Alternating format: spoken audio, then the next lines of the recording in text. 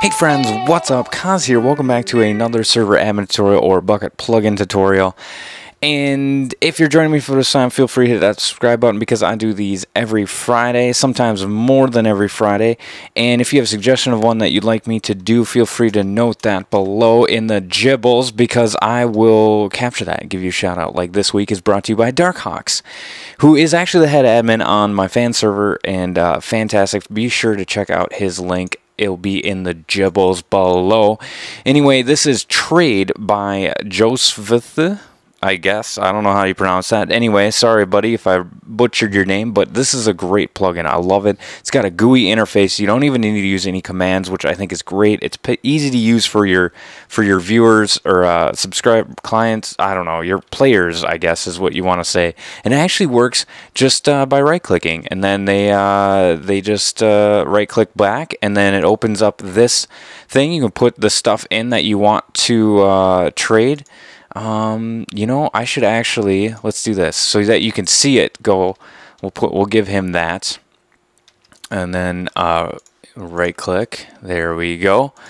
So then when he puts anything on his side of the thing, it'll show up over here, and then you can accept or refuse. So I'm going to accept, and then he's going to accept, and now I have the stuffs.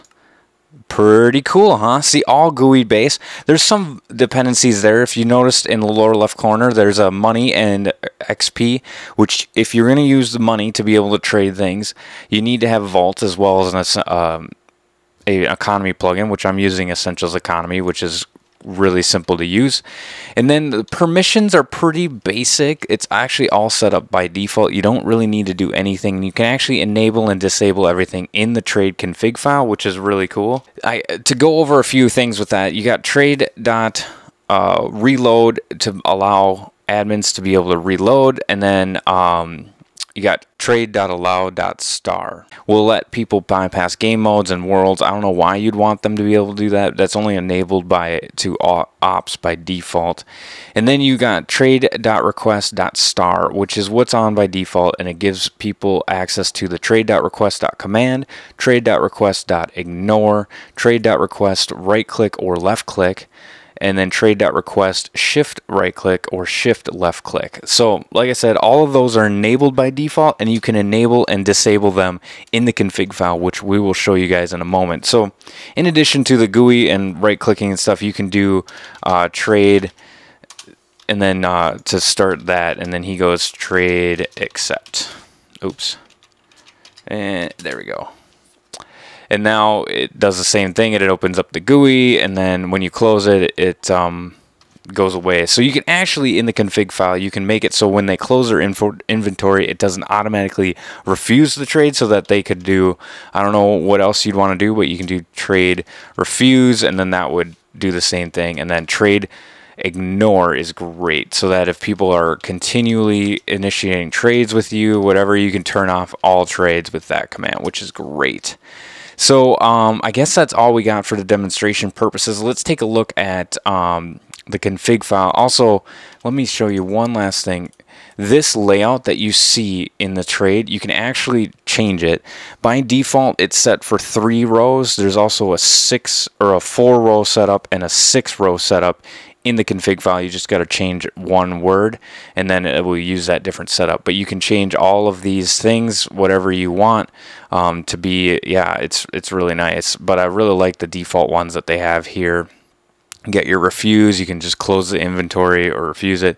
Anyway, let's hop over. That's enough of me randomly. Let's take a look at the config file. All right, so here we are. We can see our download, and actually what I'm going to do is I'm going to provide this download because it actually works on the latest patched version of Spigot. Now, this is not the 1649 that you can patch to continue to update, but this is just the latest one as of September 26th. So be sure to check out my tutorial on how to patch that, and then you'll have to find that download somewhere. I can't provide you 1649, but I'll provide this whole download. You'll have to re-accept this EULA, but anyway, let's get into the plugin. So now we can see trade. You can see I set up Essentials, PEX, and Vault. Although I didn't need to do PEX because I didn't set up any permissions. It's kind of crazy. It's really cool.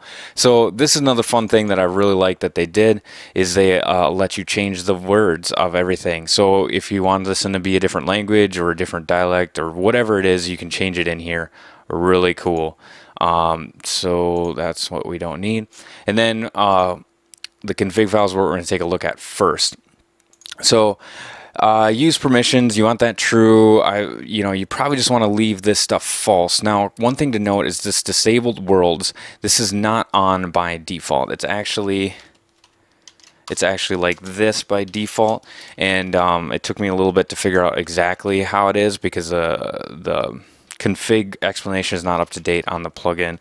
So this is how you put disabled worlds, and then you would just put this space hyphen and then the world name. So you do world and in there as well. And then you can also add regions to it, which is kind of cool. So you can set up a shop region or something like that, and you could disable the trade in it, like they have to use the shops, or I don't know, that kind of stuff. Now the timeout, I don't know exactly what the criteria is for this. I did a quick stopwatch test. By default, this is 10,000, which is actually 10 seconds. So I'm not sure what 10,000 is. It's not 20 ticks per second or anything like that. It's not per seconds. So I guess that's just what to do. I thought 10 seconds was kind of short, so I upped it to 20 seconds. And then you can do maximum of 8.5 requests at a time. I believe that's at a time. Now here's where you can set up your allow. So if you don't want your users to be able to use the command at all for requesting trades, you can turn that to false. And then you know what? I think even if you'd have it as right click, that's kind of crazy. You probably want to do shift right click to initiate trades, just to make it more, I don't know. I just feel like users could accidentally request trades easily with that. Especially if you do left click, because there's going to be fighting. If you have a PvP server, they're going to be initiating trades all over the place when they're fighting. It's kind of funny. So anyway, this is where you can allow inventory closing, so that you can allow dragging, you can allow the economy, and then your layout is default, which we'll show you what that points to next, and then what you can change that to. So then global offers, you got your experience. This is going to be on every layout as there is.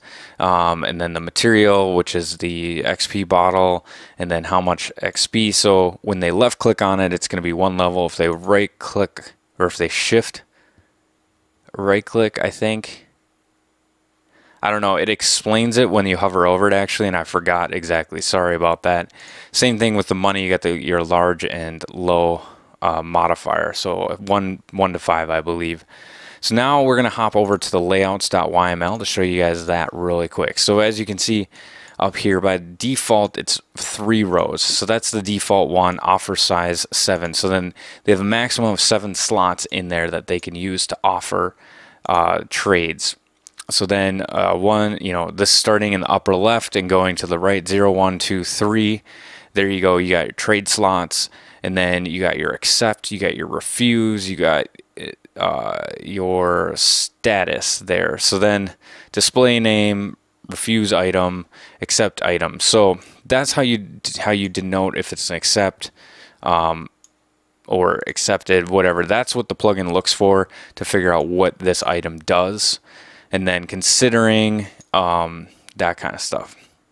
So then you got your mirror. That's going to be showing what your trade person is doing. So that's the right side of that, and then you got to go left. So it's not exactly the most visual, but I think just playing around with it, you can see. Now the dummy one is going to be the trade spot. Or no, here we go. Here's the experience and the money spot. So it looks back type. So this is what's going to look back at the config file. So that's experience right there. And then you got your type money, so it looks back at this as well. So if you want to set up any other ones that are going to show up in all the layouts, this is where you would set it up. I don't know what else you would do, but you know, you guys are creative. I'm sure you got something else. So here's what you can change this to. So you can change this to default -4 rows. So let's just go ahead and copy that.